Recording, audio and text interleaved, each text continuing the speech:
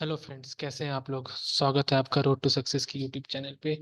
मैं आज एक बार फिर आपके सामने आ चुका हूँ मैन क्यू सीरीज की 16वीं वीडियो लेके। हाँ जी, ये 16 नंबर का वीडियो है मैन क्यू सीरीज का। और जैसे कि हम जानते हैं, मैन क्यू सीरीज का जो मैं करा रहा था आपको अपने यूट्यूब पे, उसकी सेकंड इनिंग्स है ये, जो कि तकरीबन 2 साल बाद आई है। 2 साल का बड़ा गैप। इससे पहले एक वीडियो मैंने दिया था जो 15वीं वीडियो थी, चैप्टर 8 का पार्ट 1, जिसमें मैंने एक क्वेश्चन डिस्कस किया था कॉस्ट ऑफ टैक्सेशन से। और जैसे कि मैंने वादा किया था, पार्ट 2 भी जल्दी आ जाएगा। तो ये पार्ट 2 का वीडियो है कॉस्ट ऑफ टैक्सेशन का। इसमें भी मैं कुछ क्वेश्चंस डिस्कस करूंगा। क्वेश्चन आपके स्क्रीन के सामने दिख रहे होंगे। पहला क्वेश्चन। और जैसा कि मैं कहता हूँ, 6th एडिशन की किताब लेके चलता हूँ मैं। मेरे पास 6th एडिशन की किताब है। तो अगर आपके पास 6th एडिशन की किताब है तो बहुत अच्छी बात है। अगर आपके पास इससे पहले वाली या इसके बाद वाली यानी लेटेस्ट कोई किताब है तो आपको किताब लेके बैठे, क्योंकि जो क्वेश्चन का नंबरिंग है वो नंबरिंग थोड़ा ऊपर नीचे हो सकता है, पर क्वेश्चन आपको मिलेंगे वहां पे। तो किताब खोल के बैठे ताकि आप समझ सके कि कौन सा क्वेश्चन है ये। और आपकी सहूलियत के लिए मैं क्वेश्चन भी लिख देता हूँ, क्वेश्चन पूरा मैं प्रॉपर लिख देता हूँ, यानी कि अगर आप इसको इस वीडियो को पूरा देखोगे तो आपको क्वेश्चन वगैरह सब मिलेगा, सोल्यूशन वगैरह सब मिलेगा। और जैसे कि आप जानते हैं हम लोग क्या कराते हैं, तो कराने का मकसद ये है कि हम मैनक्यू के पीछे जो प्रॉब्लम्स एंड एप्लीकेशंस वाला सेक्शन है, प्रॉब्लम्स एंड एप्लीकेशंस वाला सेक्शन है, जिसके क्वेश्चंस में अक्सर स्टूडेंट्स को दिक्कत होती है, उन क्वेश्चंस को हम लोग प्रॉपरली सॉल्व करते हैं। पहले भी हम ऐसे ही करते थे, अभी भी हम ऐसा ही कर रहे हैं। क्योंकि यहाँ से सारे क्वेश्चंस बनते हैं। आप कोई भी यूनिवर्सिटी, किसी भी यूनिवर्सिटी के ग्रेजुएशन के क्वेश्चन पेपर को उठा के आप देख लो, जो पुराने सिलेबस में था या फिर जो सीबीसीएस जो लेटेस्ट सिलेबस में है, आपको क्वेश्चन जो है वो यहाँ से मिलेंगे। मैं दावा नहीं कर रहा हूँ कि आपको 100% क्वेश्चन यहाँ से मिलेंगे, पर क्वेश्चंस की मात्रा यहाँ से ठीक ठाक होती है। हालांकि जैसे जैसे समय बीत रहा है तो क्वेश्चंस की जो डिफिकल्टी लेवल है वो लोग और इंक्रीज कर रहे हैं, यानी कि यूनिवर्सिटी वाले। तो उसके लिए मैंने मतलब वो कॉन्सेप्चुअल बेस्ड क्वेश्चन ज्यादा पूछ रहे हैं। तो जैसे मैंने आपसे वादा किया था कि मैं कॉन्सेप्ट क्लासेस भी लेके आऊंगा, तो वो भी क्लासेस जल्दी आने वाले हैं। उसके लिए भी आप बने रहिए हमारे साथ, जिसमें हम लोग कॉन्सेप्ट डिस्कस करेंगे ताकि आपको लेटेस्ट क्वेश्चंस, डिफिकल्ट क्वेश्चंस करने में आसानी हो। हालांकि कोई भी क्वेश्चन डिफिकल्ट नहीं होता है मेरे हिसाब से, वो बस उसका अप्रोच थोड़ा अलग होता है। बहरहाल, आज का जो वीडियो है वो क्वेश्चन नंबर 3 पे है। Chapter 8, application the cost of taxation. बड़ा ही आसान क्वेश्चन है ये पहला वाला। चलिए क्वेश्चन पढ़ते हैं और फिर उसको सॉल्व करने का कोशिश करते हैं, ठीक है। पहला क्वेश्चन क्या है, consider the market for rubber bands, यानी कि रबर बैंड का मार्केट कंसीडर करना है हमें। इसका पहला पार्ट है, क्वेश्चन पार्ट ए है कि if this market has very elastic supply, very elastic supply, इस पे ध्यान देना है, ठीक है। And very in elastic demand, यानी सप्लाई जो है, तो नंबर ए जो है, इसका जो सप्लाई जो है, सप्लाई इलास्टिक है, very elastic, very elastic. Okay, और डिमांड जो है ये very in elastic, very in elastic है, ठीक है। How would the burden of tax, ना यहाँ पे ये वर्ड बहुत इंपॉर्टेंट है, burden of tax on rubber bands be shared between the consumers and producers. Use the tools, यहाँ पे ऑफ होगा, use the tools of consumer surplus and producer surplus in your answer, ठीक है। तो हमें ये कंज्यूमर सरप्लस और producer surplus का भी थोड़ा सा जिक्र यहाँ पे करना है। अगर आप लोगों ने मेरी 15वीं वीडियो देखी है, इससे पहले वाली, तो मैंने उसमें बताया था कि जो बर्डन ऑफ टैक्स है वो कैसे सेलर्स और बायर्स के बीच डिस्ट्रीब्यूट होता है। अब वो बिल्कुल इलास्टिसिटी के बेसिस पे डिस्ट्रीब्यूट होता है। मैंने बताया था कि अगर किसी का इलास्टिसिटी ज्यादा है, अगर मान लीजिए डिमांड इलास्टिसिटी ज्यादा है, तो उस पर बर्डन कम आएगा। और यदि सप्लाई इलास्टिसिटी ज्यादा है तो उस पर बर्डन कम आएगा, यानी सप्लायर पे बर्डन कम आएगा। क्यों? क्योंकि अगर इलास्टिसिटी ज्यादा है तो हल्का सा प्राइस अगर चेंज होगा तो वो ड्रेस्टिकली अपना क्वांटिटी चेंज कर देंगे, वो खरीदेंगे ही नहीं उस ऑब्जेक्ट को। तो अगर खरीदेंगे ही नहीं तो फिर टैक्स का कोई असर ही नहीं पड़ेगा उन पे, तो टैक्स का सारा बर्डन सेलर्स पे चला जाएगा। तो इन छोटी छोटी बातों को हमें ध्यान में रखना बहुत इंपॉर्टेंट है। एग्जाम में जब क्वेश्चन आए, देखिए मैं आपको बताता हूँ, इकोनॉमिक्स में, कोई भी इकोनॉमिक्स का एग्जाम, तो कोई भी 70% क्वेश्चन ऐसे होते हैं, 70% क्वेश्चन जो आप प्योर लॉजिक से सॉल्व कर सकते हैं, प्योर लॉजिक से। आपको बेसिक समझ होनी चाहिए तो आप प्योर लॉजिक से सॉल्व कर देंगे। और अगर एग्जाम एमसीक्यू टाइप का है तब तो उसमें और भी कोई टेंशन नहीं, क्योंकि अगर सब्जेक्टिव एग्जाम हो तो आपको सॉल्व करना पड़ता है। पर अगर ऑब्जेक्टिव एग्जाम हो तब उसमें तो आप लॉजिक लगाओ, आप ऑप्शन पे टिक करो। ठीक है। तो अगर आप लॉजिकली जाओगे तो आपको इकोनॉमिक्स बहुत आसान लगेगा, आप मेरा विश्वास करें। सारे स्टूडेंट्स ऐसा ही करते हैं, जो भी थोड़ा जिसको थोड़ा सा समझ में आ चुका है इकोनॉमिक्स का जो स्विंग है, वो इकोनॉमिक्स का जो नैया है उसका पार हो गया, क्योंकि वो लॉजिक के बेसिस पे खेलता है, ये खेलती है। ओके। तो हमें भी लॉजिक को ध्यान में रखना है और लॉजिक के बेसिस पे हमें चीज़ों को अप्रोच लेना है। ठीक है। तो मार्केट के पास इलास्टिक सप्लाई और इन इलास्टिक डिमांड है। सबसे पहले एक डायग्राम हम लोग फटाफट बना लेते हैं, फटाफट एक डायग्राम हम लोग बना लेते हैं। All right. तो ये हो गया हमारा प्राइस, ये हो गया क्वांटिटी किस चीज़ का, रबर बैंड्स का। और एक आदत हमेशा डालें, जब भी आप क्यू लिख रहे हैं तो नीचे रबर बैंड लिखें। रबर बैंड, ये क्यों लिखना है, क्या ज़रूरी है, ज़रूरी तो नहीं है, पर लिखने का अभ्यास होना चाहिए। इससे एक ऑर्गेनाइज्ड आंसर निकलता है, और एग्जाम में जितना सुंदर प्रेजेंटेशन होगा, नंबर मिलने के चांसेस उतना बढ़ जाते हैं। मैं एक एग्जांपल दे रहा हूँ कि मान लीजिए दो व्यक्ति हैं, ए और बी, दोनों ने अपने अपने आंसर्स लिखे, दोनों के आंसर बिल्कुल सही है, बिल्कुल सेम है। पर अगर इसको 6 आउट ऑफ 10 मिल रहा है, इसको 7 आउट ऑफ 10 मिल रहा है, तो ये जो एक नंबर का अंतर है, ये प्रेजेंटेशन का अंतर है। अगर आपका प्रेजेंटेशन अच्छा है तो आपको थोड़ा बेनिफिट तो मिल जाता है, तो प्रेजेंटेशन अच्छा रखा करें। ठीक है। ऑलराइट। तो हाँ, तो ये हमारा इलास्टिक इलास्टिक सप्लाई है और इन इलास्टिक डिमांड है। तो हम लोग बना लेते हैं, अगर इलास्टिक सप्लाई है तो कैसा होगा, वो फ्लैटर होगा। ठीक है, इस तरह से। और अगर इन इलास्टिक डिमांड है तो कैसा होगा, वो स्टीपर होगा, यानी कि इस तरह से। ठीक है। तो ये हमने बना लिया है। मैं उम्मीद करता हूँ ये सब बेसिक चीज़ें आपको पता होगी। सप्लाई डिमांड अगर नहीं पता है तो मैं लिख देता हूँ। अगर इलास्टिक है, अगर इलास्टिक बोला जा रहा है, यानी कि वो फ्लैटर होगा। और अगर इन इलास्टिक बोला जा रहा है तो वो स्टीपर होगा। ठीक है। अगर फ्लैटर और स्टीपर का भी मतलब नहीं पता, तो फ्लैटर मतलब लेटा हुआ, लेटा हुआ, और स्टीपर मतलब स्टैंडिंग या खड़ा हुआ। बिल्कुल आसान भाषा में, अगर कर्व लेटा हुआ है तो सप्लाई, तो सॉरी, तो इलास्टिक, और अगर खड़ा है तो स्टीपर। ठीक है। खड़ा है तो इन इलास्टिक, लेटा हुआ है तो इलास्टिक। ओके। तो ये केस है रबर बैंड का। ओके। अब इसका इक्विलिब्रियम प्राइस कौन सा है, बहुत ही आसान है इसका इक्विलिब्रियम प्राइस समझना। जहाँ पे सप्लाई और डिमांड इंटरसेक्ट कर रहे हैं वही इक्विलिब्रियम प्राइस है, यानी कि ये वाला, this is the equilibrium price. Okay. P star. Okay. Equilibrium price. अब इसको मैं थोड़ा सा जोड़ देता हूँ यहाँ पे, ताकि कंज्यूमर सरप्लस और प्रोड्यूसर सरप्लस निकालने में आसानी हो। ठीक है। चलो, बढ़िया। तो ये हो गया हमारा इक्विलिब्रियम प्राइस। तो यही पूछा है ना कि how the burden of tax on rubber band will be share. तो बर्डन ऑफ टैक्स कैसे आपस में शेयर होगा। ठीक है। बड़ा रोचक क्वेश्चन है ये। अगर अगर सप्लाई कर्व इलास्टिक है तो बर्डन ऑफ टैक्स इस पे नहीं आएगा। अगर डिमांड कर्व इन इलास्टिक है तो बर्डन ऑफ टैक्स इस पे आएगा। सिंपल। तो इस पे आएगा, इस पे आएगा, और इस पे नहीं आएगा, इस पे नहीं आएगा। ठीक है। ज्यादा, क्यों, ऐसा क्यों हुआ सर। तो ऐसा इसलिए हुआ क्योंकि आप देखो, अगर प्राइस थोड़ा सा चेंज करता है तो सप्लाई बहुत ज़्यादा चेंज कर जाएगा, तो बर्डन ऑफ टैक्स उस पर नहीं जाएगा। पर डिमांड चूंकि इन इलास्टिक है, यानी कि प्राइस के चेंज करने पे क्वांटिटी पे ज़्यादा असर नहीं पड़ता है, नहीं पड़ता है, नहीं पड़ता है। यानी कि अगर टैक्स लगा भी दोगे तो भी वो बंदा जो है वो खरीदेगा ऑब्जेक्ट को, और अगर खरीदेगा तो वो टैक्स पे करेगा।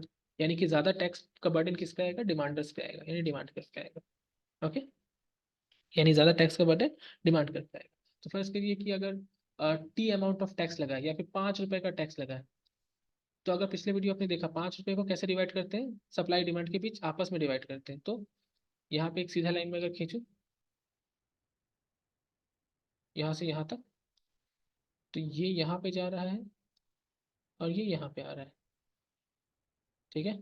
तो आप देख सकते हैं साफ साफ, ये जो हिस्सा है, ये जो हिस्सा है ए, और ये वाला जो सेक्शन देख रहे हैं छोटा सा, ये हिस्सा है मान लीजिए बी, और ये ए से लेके बी तक पूरा, यानी कि इस पॉइंट से इस पॉइंट तक पूरा, ये है टैक्स। इस पूरे टैक्स में जो बड़ा वाला हिस्सा है, यानी ए वाला हिस्सा है, वो डिमांडर्स के पास है। डिमांडर के अगर ये वाला हिस्सा टैक्स पे नहीं लगता, अगर ये टैक्स नहीं लगाया जाता, तो ये जो ए हिस्सा है, ये पूरा हिस्सा क्या बनता है? कंज्यूमर सरप्लस बनता, क्योंकि इक्विलिब्रियम प्राइस के ऊपर का हिस्सा है ये डिमांड कर पे। और ये बी वाला हिस्सा क्या बनता? प्रोड्यूसर सरप्लस बनता, क्योंकि सप्लाई कर के नीचे वाला हिस्सा है, इक्विलिब्रियम प्राइस और सप्लाई कर के बीच वाला हिस्सा है। चूंकि टैक्स लगा दिया गया, तो ये जो ए हिस्सा है ये बर्डन आ गया डिमांडर्स पे, और जो बी हिस्सा है ये बर्डन आ गया सेलर्स पे। और A is significantly greater than B, तो ज्यादा बर्डन किस पे है? बर्डन ज्यादा है, burden is more on burden is more on demanders, यानी कि बायर्स। ठीक है, डिमांडर्स यानी कि बायर्स। मैं उम्मीद करता हूँ ये आंसर आप लोग को समझ में आया होगा।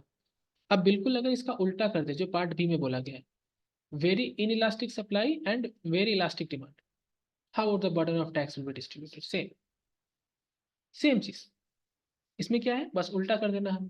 तो उल्टा कैसे करेंगे, तो चलिए समझते हैं। तो यहाँ पे मैं एक ग्राफ बना लेता हूँ फिर से। आप थोड़ा जल्दी करेंगे क्योंकि लॉजिक सेम है, लॉजिक सेम है। ये है प्राइस ऑफ रबर बैंड, ये है क्वांटिटी ऑफ रबर बैंड। आपके केस में क्या है, हमारा जो डिमांड कर दे वो अब इलास्टिक है, यानी कि थोड़ा सा वो फ्लैटर है। और जो सप्लाई कर वो इलास्टिक है, वो इन इलास्टिक है, सॉरी, वो थोड़ा सा स्टीपर है। स्टीपर है, तो ये सप्लाई कर्व स्टीपर है क्योंकि सप्लाई कर्व इन इलास्टिक है। और ये फ्लैटर है क्योंकि ये इलास्टिक है। ठीक है, डिमांड। ओके, इक्विलिब्रियम प्राइस कहाँ बनेगा? इस जगह पर। ये हमारा इक्विलिब्रियम प्राइस है, this is our equilibrium price. अगर टैक्स लगाया गया टी अमाउंट, तो टी अमाउंट कैसे डिस्ट्रीब्यूट करेंगे? इन दोनों के बीच में डिस्ट्रीब्यूट होगा। ठीक है, यहाँ तक और ये यहाँ तक। आप देख सकते हो, अगर ये वाला सेक्शन ए है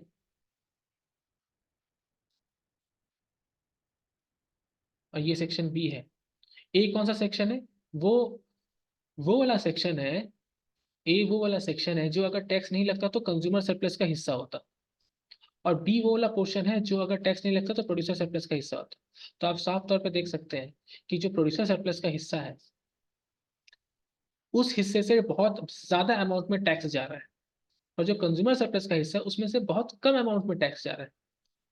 यानी कि जो बी है वो सिग्निफिकेंटली ग्रेटर देन ए है। यानी कि इस केस में जो बर्डन है वो सप्लायर पे है, सेलर्स पे है, क्योंकि उसका इलास्टिसिटी जो है वो क्या है, उसका इलास्टिसिटी काफी इन इलास्टिक है। और डिमांडर्स की इलास्टिसिटी काफी ज्यादा है। प्राइस चेंज करने से वो तुरंत चेंज कर लेते हैं, क्वांटिटी वो नहीं खरीदते हैं, तो उन पर टैक्स भी नहीं लगता। तो is more on burden is more on क्या होगा? आप लोग जरा सोचें, वीडियो को थोड़ा पॉज करें और सोचें ये क्या होगा। आप जब खुद से क्वेश्चन पूछ के आंसर करोगे आप ज्यादा अच्छे सीख पाओगे। ठीक है, तो आप वीडियो को पॉज करें और सोचें कि बर्डन किस पे ज्यादा है। मैं उम्मीद करता हूँ आप लोगों ने पॉज किया होगा, सोचा होगा, और इसका आंसर आपको मिल गया होगा। अगर आप लोगों ने सेलर सोचा है तो आप लोग सही है। यहाँ पे सेलर पे ज्यादा बर्डन है, पिछले वाले में बायर पे ज्यादा बर्डन था, इस वाले में सेलर पे ज्यादा बर्डन।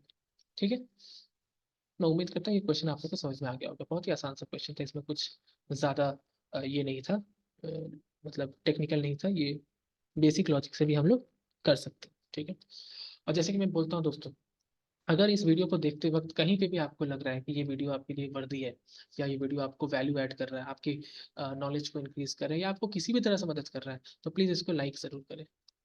लाइक करें, कमेंट करें, कोई भी इशू हो कमेंट करें, लाइक करें, कमेंट करें, और शेयर भी ज़रूर करें। शेयर करना बहुत ज़रूरी है, क्योंकि अगर आप ये तीन चीज़ें करते हो तो ही यूट्यूब के एल्गोरिदम पे ये वीडियो आएगा। और जब यूट्यूब के एल्गोरिदम पे आएगा तो यूट्यूब इस वीडियो को सजेस्ट करेगा, और ये मेरे लिए बहुत ज़रूरी है कि ये हो।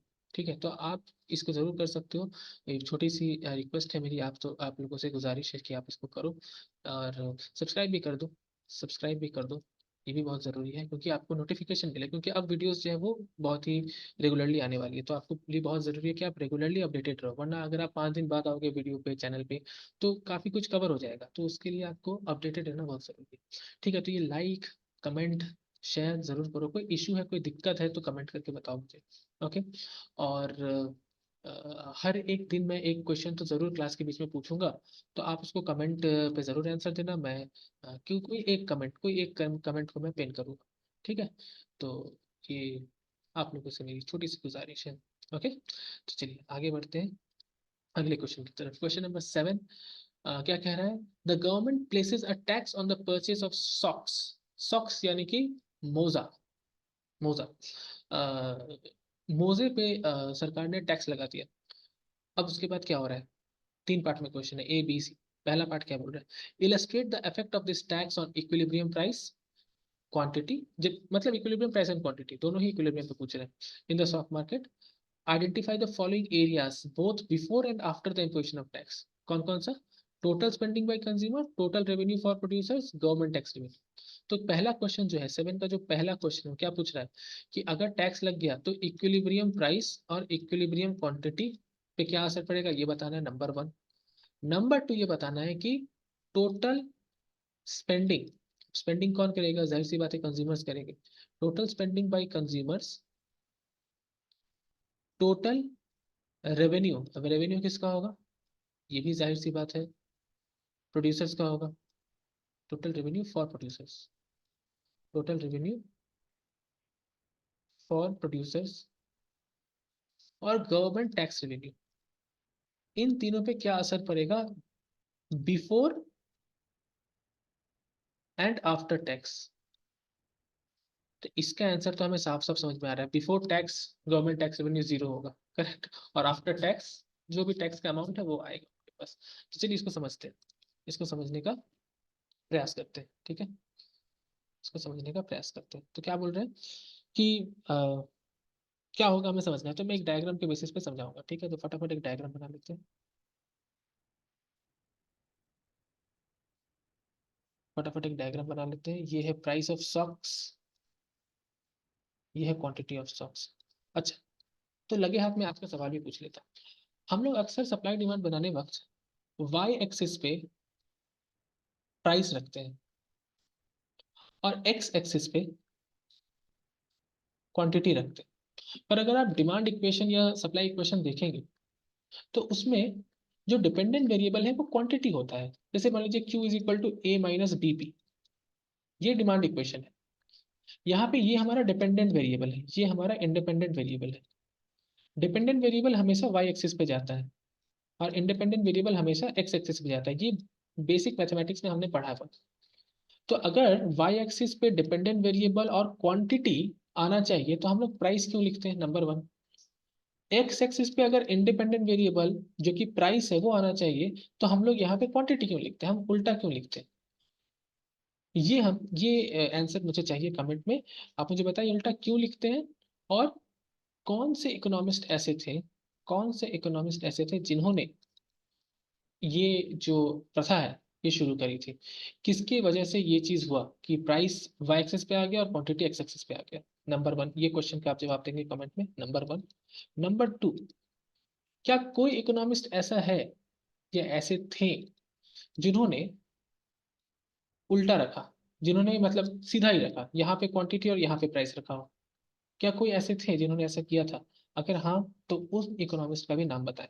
तो आपको 3 चीजें बतानी है कि ये उल्टा क्यों लिखते हैं हम लोग, करेक्ट, किसकी वजह से उल्टा लिखते हैं हम, कौन से इकोनॉमिस्ट ने ऐसा किया था, और लास्ट क्वेश्चन जिसका आपको आंसर देना है कि क्या कोई इकोनॉमिस्ट थे जिन्होंने क्वांटिटी को बकायदा वाई एक्सिस और प्राइस को बकायदा एक्स एक्सिस पे रखा था? ये आज का क्वेश्चन है आपके लिए। मैं देखता हूँ कितने लोग इसका जवाब कमेंट सेक्शन में डालते हैं। ओके, जिसका कमेंट सबसे बढ़िया रहेगा उसके कमेंट को मैं पिन करूंगा, बिल्कुल करूंगा। ऑलराइट, चलिए अब आ जाते हैं क्वेश्चन पे। क्वेश्चन पे आ जाते हैं। तो हाँ जी, तो सप्लाई और डिमांड हम लोग पहले बना ले। सबसे पहले तो वही बनाना है। ये बन गई सप्लाई कर, ये बन गया डिमांड कर। ठीक है, इलास्टिसिटी का जिक्र किया नहीं है तो बिंदास बनाएंगे, कोई चिंता वाली बात नहीं है। सप्लाई डिमांड, ठीक है। फटाफट इक्विलिब्रियम प्राइस बना देते हैं जहाँ पे ये इंटरसेक्ट कर रहा है, इक्विलिब्रियम प्राइस। ठीक है, लगे हाथ इक्विलिब्रियम क्वांटिटी बना देते हैं। चलो भाई बन गया। तो ये हो गया प्राइस, ये हो गया क्वांटिटी। ठीक है, अब टैक्स लगाया गया है। बिना टैक्स के, बिना टैक्स के क्वांटिटी क्या है? बिना टैक्स के quantity, without tax, without tax, equilibrium price P star, equilibrium quantity Q star. ठीक है, विदाउट प्राइस। अब क्या पूछा यहाँ पे, ध्यान दें, क्या क्या था? टोटल स्पेंडिंग, टोटल रेवेन्यू और गवर्नमेंट टैक्स रेवेन्यू। ठीक है, तो देखिए विदाउट टैक्स टोटल स्पेंडिंग कितनी हो रही है, यानी कि कितना स्पेंड कर रही है।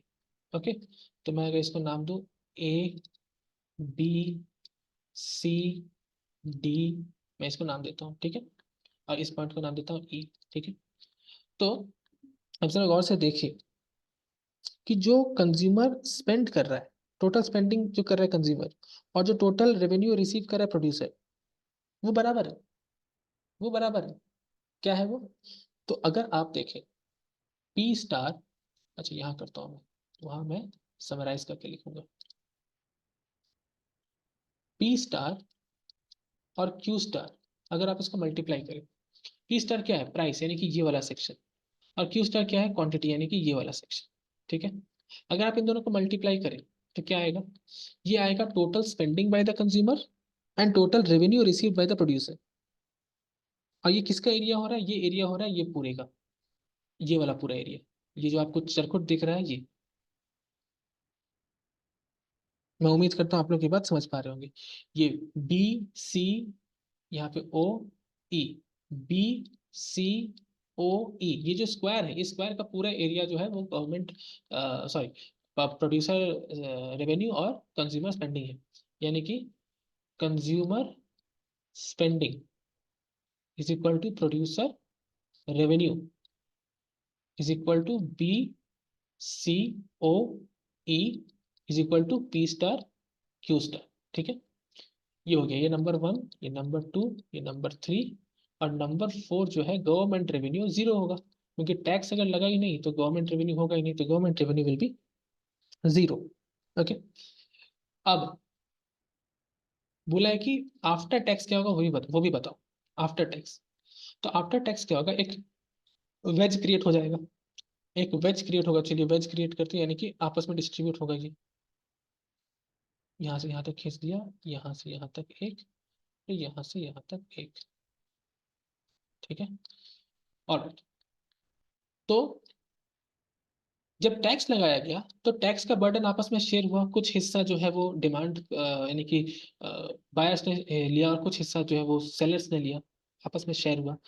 क्वांटिटी कम गया, क्यू स्टार से क्यू टू पे आ गया, क्वांटिटी कम गया। Okay, price paid by the buyers has increase to P one and price received by the sellers has fall down to P two. ये बढ़ गया, ये कम गया। ओके, इसको मैंने क्यू टू लिखा है, ये कम गया। ऑलराइट, तो अब क्या है? अब विथ टैक्स क्या सीन है वो देखना है, विथ टैक्स क्या सीन है वो हमें देखना है। अब इसमें साफ साफ समझ में आ रहा है कि विथ टैक्स जो प्राइस है, जाहिर सी बात है वो क्या हुआ होगा, पी स्टार प्लस टी, जो टैक्स का अमाउंट है वो इंक्रीज इसमें कर दो, तो वो हमारा इक्विलिब्रियम प्राइस हो जाएगा। क्वांटिटी, इक्विलिब्रियम क्वांटिटी क्या हो जाएगा? क्यू टू, देख सकते हैं क्यू टू पे आ चुका है इक्विलिब्रियम क्वांटिटी। ये हमारा टी है, ये हमारा टैक्स अमाउंट है, ये टैक्स अमाउंट इसमें मैंने इंक्रीज कर दिया, पी स्टार प्लस टी, थोड़ा सा ऊपर थोड़ा सा नीचे, दोनों मिला के P, T. Okay, consumer spending और प्रोड्यूसर स्पेंडिंग, इस पे अब ध्यान देना। कंज्यूमर स्पेंडिंग क्या हो रहा है और प्रोड्यूसर रेवेन्यू क्या हो रहा है, दिस इज वेरी इंपॉर्टेंट। अब इस केस में गवर्नमेंट रेवेन्यू भी मिलेगा हमें, गवर्नमेंट रेवेन्यू भी मिलेगा। ओके, मैं इसको थोड़ा साफ कर देता हूँ, मैं इसको थोड़ा साफ कर देता हूँ। ओके, ऑलराइट, इस केस में हमें गवर्नमेंट रेवेन्यू भी मिलेगा। तो मैं एक बकायदा इसमें थोड़ा सा लेबलिंग कर देता हूँ, इसको मान लेते हैं ए, इन सबको मिटा देता हूँ मैं, इन सबको मिटा देता हूँ।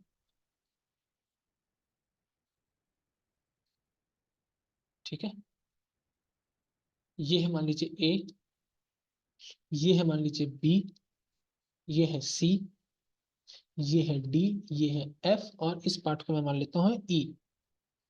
ठीक है, ये हमारा ई है। अब ध्यान से इस पे बहुत ही फोकस तरीके से यहाँ पे हमें देखना है। टैक्स के इम्पोज होने के बाद जो वेज बना, उसके वजह से क्या हुआ, प्राइस जो है वो चेंज हो गया। क्या हो गया?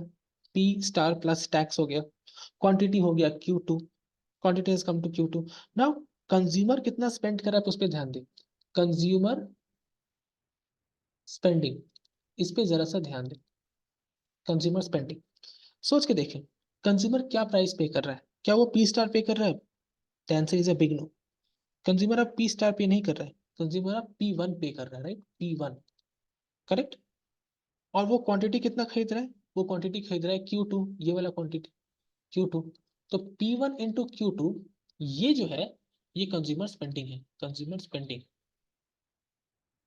P1 Q2, P1 Q2, यानी कि एरिया क्या आ रहा है इसमें, ये ABCD अगर आप मल्टीप्लाई करें, ये एक रेक्टेंगल की तरह लग रहा है, देखें आप, ये हमारा P1 है पूरा, और ये हमारा Q2 है पूरा। अब इसमें कौन कौन सा एरिया आ रहा है, A आ रहा है, B आ रहा है, इधर से C आ रहा है और इधर से D आ रहा है, 1 2 3 4, ये पूरा, तो विच इज इक्वल टू A+B+C+D, ठीक है, A+B+C+D। चलिए इसको मिटाते हैं। अब देखते हैं, अब देखते हैं रेवेन्यू, कितना रेवेन्यू अर्न कर रही है प्रोड्यूसर, प्रोड्यूसर्स रेवेन्यू अब देखते हैं, प्रोड्यूसर्स रेवेन्यू, रेवेन्यू क्या है प्रोड्यूसर का, तो प्रोड्यूसर कितना प्राइस रिसीव कर रहा है, क्या वो पी स्टार रिसीव कर रहा है? The answer is a big no, वो P2 रिसीव कर रहा है। और कितना क्वांटिटी बेच रहा है, Q2 बेच रहा है, यानी कि ये वाला यहां से यहां तक, तो P2 और Q2, तो यानी कि C और D सिर्फ उसके हिस्से में ये वाला रेक्टेंगल आ रहा है, आप ध्यान से देखें, ये C है और ये D है, C और D। तो producer revenue is equal to P2 Q2 which is equal to C+D, which is equal to C+D। और गवर्नमेंट रेवेन्यू कितना है, तो साफ साफ समझ में आ रहा है, मैं गवर्नमेंट रेवेन्यू पिछले दिन भी हमने देखा, जितना टैक्स वो ले रही है, जितना टैक्स ले रही है, यानी कि ए और बी, ये हिस्सा, because this is the tax amount and this is the quantity, तो टैक्स इंटू क्वांटिटी करेंगे तो ये वाला हिस्सा गवर्नमेंट रेवेन्यू होगा, यानी कि A+B is the government revenue. तो हमने कंपेयर कर लिया विदाउट टैक्स और with tax. Without tax equilibrium price P star, with tax it is P star plus T। Without tax equilibrium quantity is Q star, with tax it is Q2। Consumer spending, अच्छा यहाँ पे ना ध्यान दें, यहाँ पे ना एक्चुअली कैपिटल में लेटर में लिख लेता हूँ, तब सहूलियत होगा आपको, P स्टार Q स्टार, ठीक है। Consumer spending is equal to producer revenue is equal to PCOE is equal to P star Q star. PCOE कौन सा, ये वाला PCOE नहीं जो मैंने मार्क किया था वहां पे, वीडियो को थोड़ा पीछे करके देख लें, P star Q star.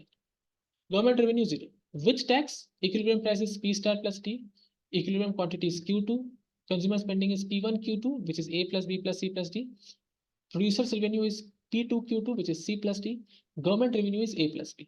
Okay, तो आई होप ये वाला आपको समझ में आ गया होगा, बड़ा ही आसान क्वेश्चन था, पर बड़ा ही इंटरेस्टिंग क्वेश्चन था, ठीक है। तो पहला वाला क्वेश्चन तो हमने कर लिया, ठीक है।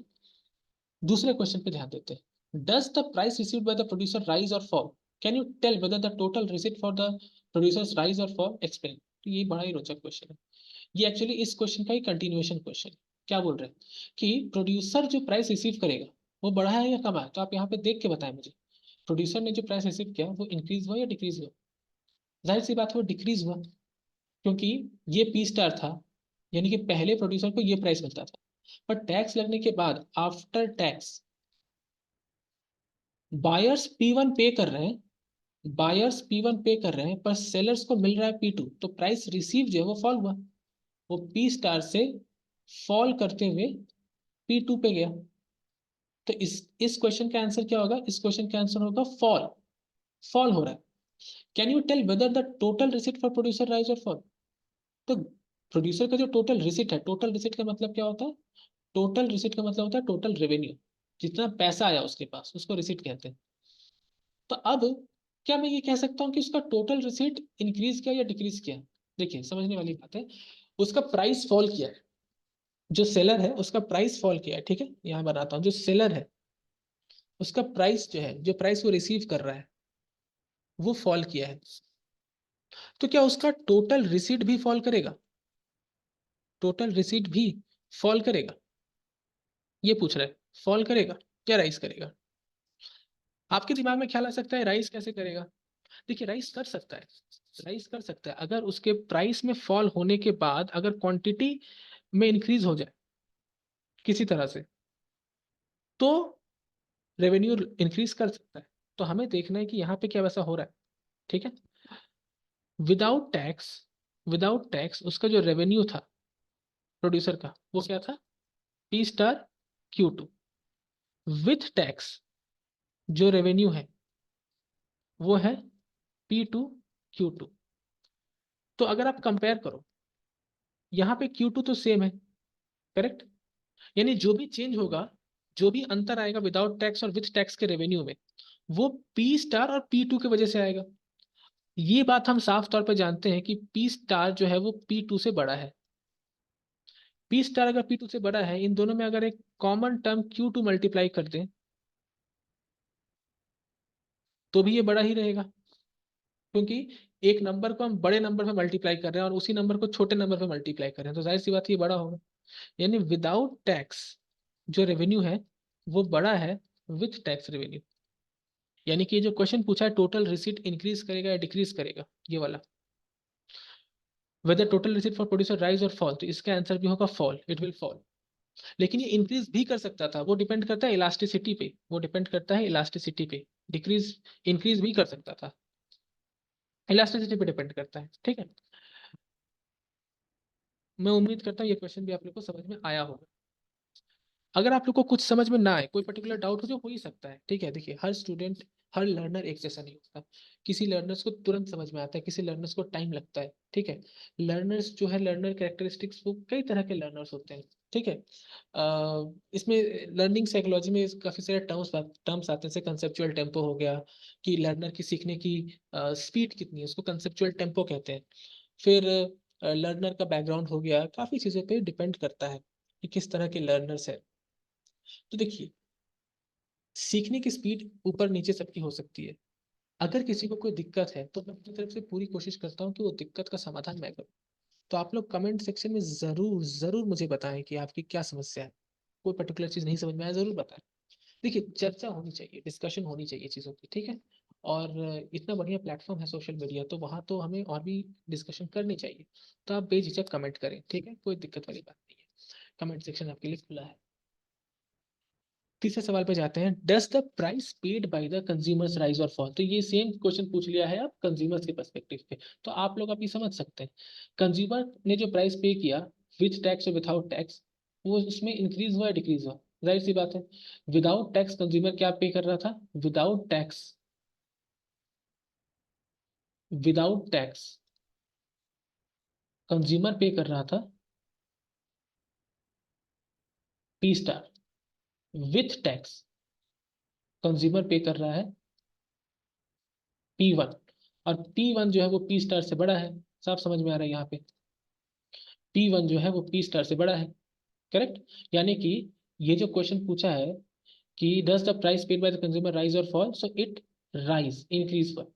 Can you tell whether the total spending by consumer rise और फॉल, क्या टोटल जो स्पेंडिंग है वो राइज हुआ या फॉल हुआ, एक्सप्लेन केयरफुली। ओके, तो यहाँ भी हम देख सकते हैं, सेम लॉजिक लगाएंगे।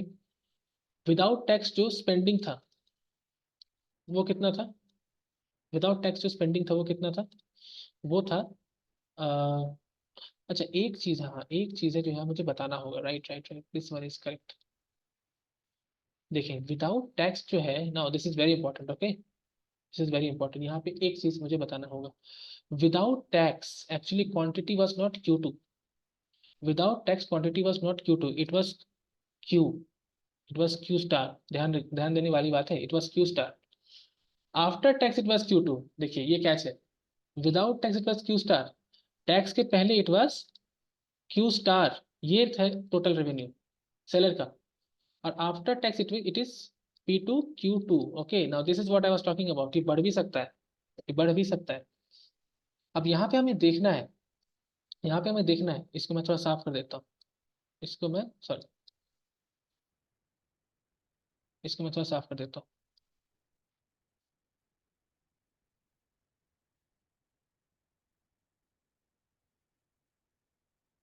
ये अच्छी बात है जो मुझे पकड़ में आई। देखो ध्यान से देखो इसको, हम्म, टैक्स के पहले टैक्स के पहले जो रेवेन्यू था, टैक्स के पहले जो रेवेन्यू था वो था पी स्टार क्यू स्टार, यानी कि ये पूरा एरिया, ये जो है ये पूरा एरिया, ये पूरा एरिया। टैक्स के बाद जो रेवेन्यू है वो है पी टू क्यू टू, यानी कि ये वाला एरिया जो मैं रेड कलर से करूंगा, ये वाला एरिया।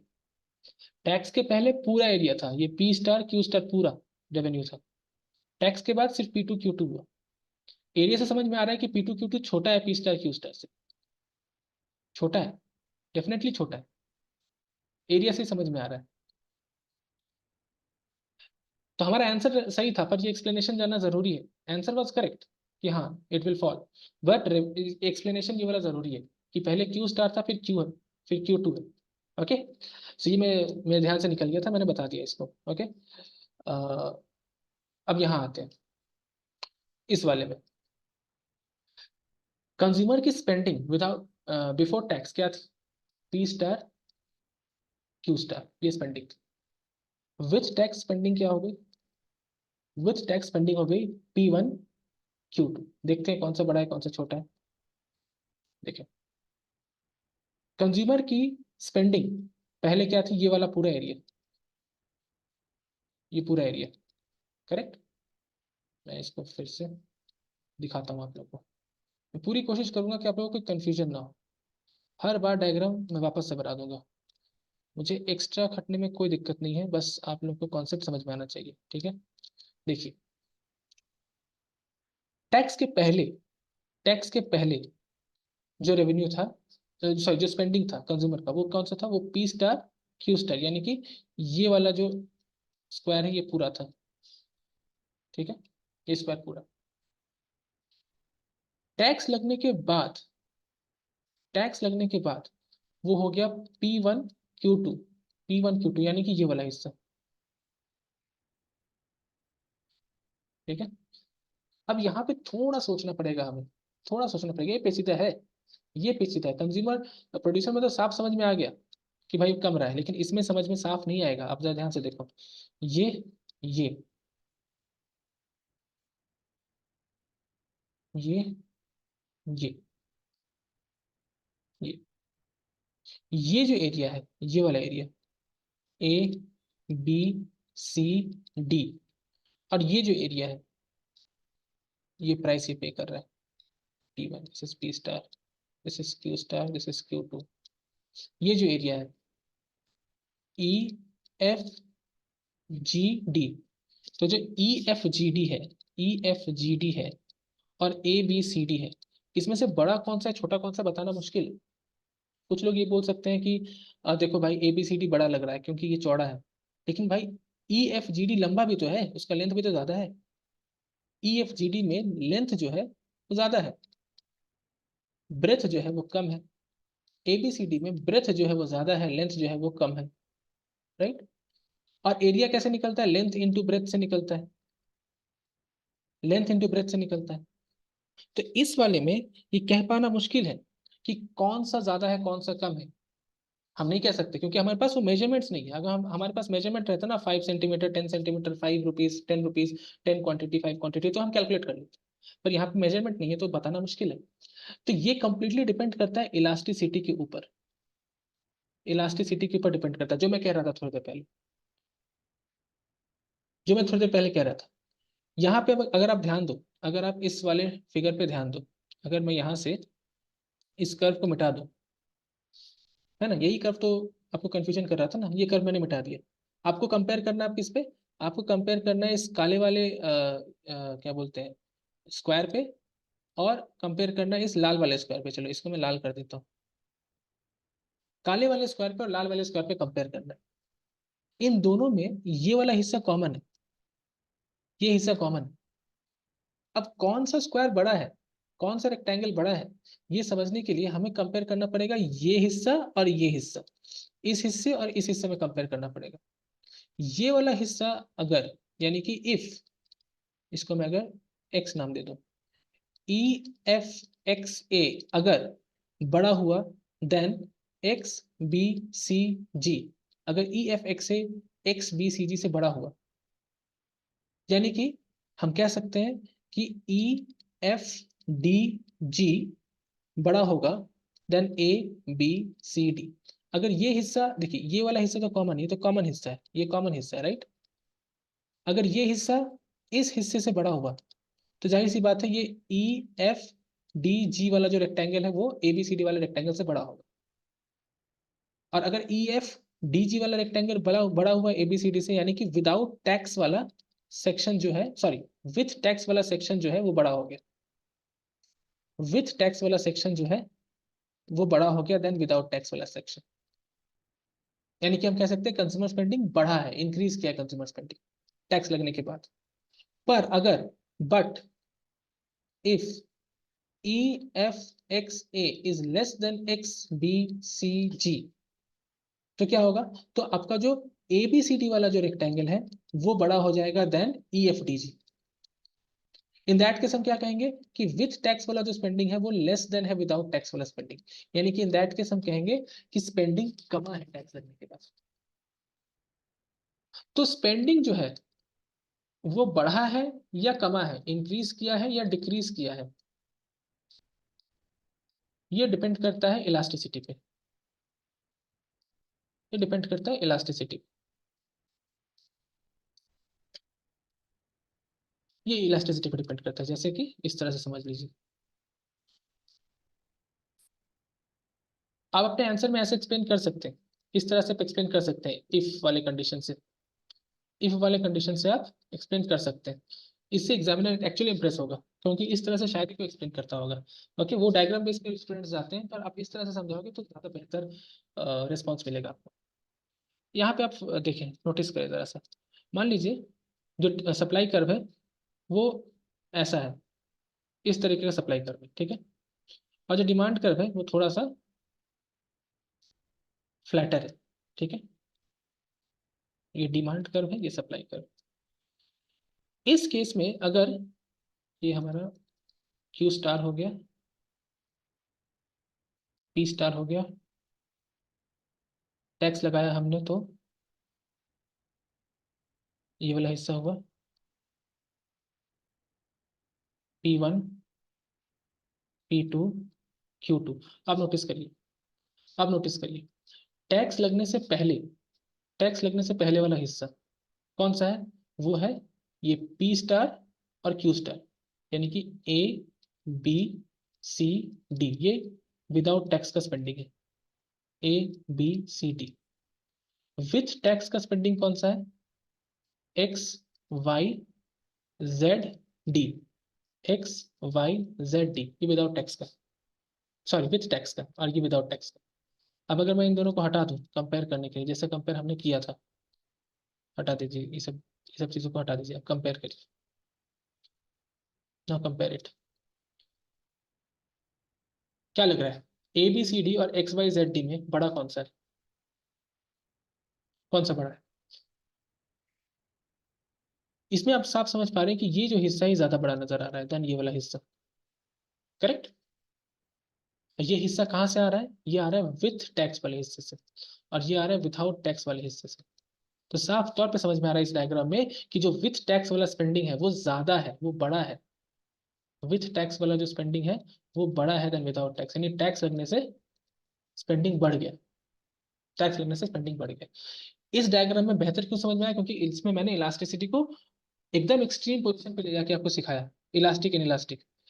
इस डायग्राम में आपको इसलिए नहीं समझ में आएगा क्योंकि यहाँ पे ऑलमोस्ट दोनों का इलास्टिसिटी सेम है। और जैसे कि मैंने कहा लॉजिक से, आप लॉजिक से भी सोच सकते हैं ना। टैक्स लगने के बाद, टैक्स लगने के बाद आफ्टर टैक्स कंज्यूमर का स्पेंडिंग क्यों बढ़ेगा? कंज्यूमर का स्पेंडिंग इंक्रीज क्यों करेगा? सोच के देखो। अगर वो नेसेसरी आइटम हुआ, यानी कि अगर कंज्यूमर का जो डिमांड कर वो इन इलास्टिक हुआ, यानी कि टैक्स लगने के बावजूद कंज्यूमर उसको खरीदेगा, यानी कि अभी भी उस पर वो खर्चा करेगा, तो उसका स्पेंडिंग इंक्रीज करेगा, जाहिर सी बात है। पर अगर वो नेसेसरी आइटम नहीं हुआ, वो कुछ लग्जरियस आइटम हुआ, मान लीजिए वो डेटा पैक हुआ, पहले आप 1000 रुपये का डेटा पैक डालते थे, टैक्स लग गया, तो अब आप 500 रुपये डालोगे। तो जब डिमांड कर्व इलास्टिक होगा तो टैक्स लगाने से आपका जो कंज्यूमर स्पेंडिंग है वो कमेगा, आप कम खर्चा करोगे उस चीज। तो जब कंज्यूमर स्पेंडिंग की बात है तो बहुत हद तक इलास्टिसिटी का जोर होता है, ये लॉजिक है। तो ये जो क्वेश्चन था आपका कि can you tell whether the total spending by consumer rises और फॉल, एक्सप्लेन केयरफुली। देखिए क्वेश्चन में बोलते एक्सप्लेन केयरफुली, तो हम लोग इसमें कह नहीं सकते, depends on elasticity, depends on elasticity. If total consumer spending falls does consumer surplus rise. अगर टोटल कंज्यूमर स्पेंडिंग फॉल होगा तो क्या कंज्यूमर सरप्लस राइज होगा? सोच के देखिए, अगर टोटल कंज्यूमर स्पेंडिंग कम जाए तो क्या कंज्यूमर सरप्लस राइज होगा? जी नहीं। टोटल कंज्यूमर स्पेंडिंग फॉल हो या इंक्रीज हो, कंज्यूमर सरप्लस डिक्लाइन ही करेगा।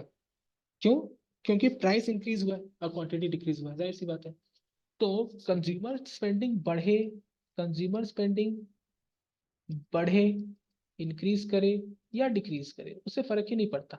कंज्यूमर सरप्लस को तो फॉल ही करना है। क्यों? क्योंकि वो किस पे डिपेंड करता है? सोच के देखो, वो डिपेंड करता है कौन सा प्राइस मैं पे कर रहा हूँ। जैसे ही प्राइस ऊपर उठ गया कंज्यूमर सरप्लस तो कम गया ना, ये हो गया कंज्यूमर सरप्लस।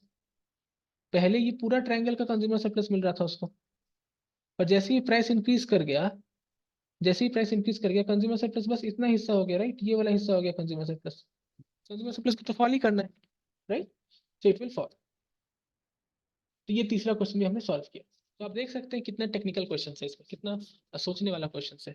और ये क्वेश्चन अगर आपको लगता है आप एग्जाम में जाकर डायरेक्टली अप्रोच करोगे, डायरेक्टली एग्जाम में जाकर इसको सॉल्व करने की कोशिश करोगे, तो मेरी बात मानो, मैं आप लोग को डिमोरलाइज बिल्कुल नहीं करना चाहता। मैं तो मोरल आप लोग को मोरल पावर और इंक्रीज करना चाहता हूँ।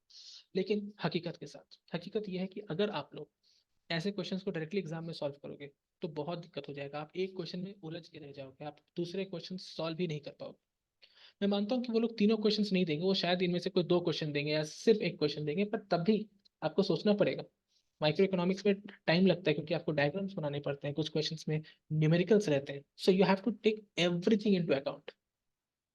ओके, सो आज के लिए दो क्वेश्चन ही रखते हैं, काफी लंबा क्लास हो गया, क्योंकि क्वेश्चंस पेचीदे थे।